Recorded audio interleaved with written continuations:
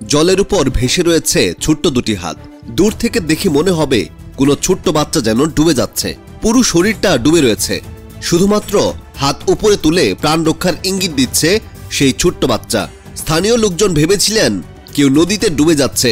শেষ মুহূর্তে বাঁচার আকুতি জানাচ্ছে সে।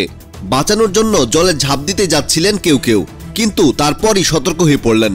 এ কোনো মানুষের হাত নয়, বরং এটি কুমিরের পা। শিকার ধরার ফন্দি করছে কুমির, তাই জলের ভেতর নিজের শরীর উল্টে দিয়ে ডুবে যাওয়ার অভিনয় করছিল সে। ঘটনাটি ইন্দোনেশিয়ার বোর্নেওর বারিটু নদীতে। ইন্দোনেশিয়ার দ্বিতীয় দীর্ঘতম নদী এটি। এই নদীতে বসবাস বহু কুমিরের। ট্রাভলি নামের অ্যাকাউন্ট থেকে ইনস্টাগ্রামের পেজে একটি ভিডিও পোস্ট করা হয়েছে। ভিডিও দেখে মনে হবে নদীতে কেউ ডুবে যাচ্ছে, কিন্তু আসলে তা নয়।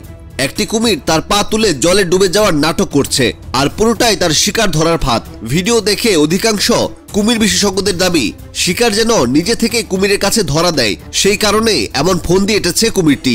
তাকে বাঁচানোর জন্য কেউ যদি জলে ঝাঁপ দিত তাহলেই কেলেঙ্কারি, তাহলেই তার দিকে ধেয়ে যেতে পারবে কুমিরটি। সেই মতো পরিকল্পনা করেছিল কুমিরটি। এদিকে ভিডিও দেখে হাসি রুল উঠেছে নেট পাড়ায়।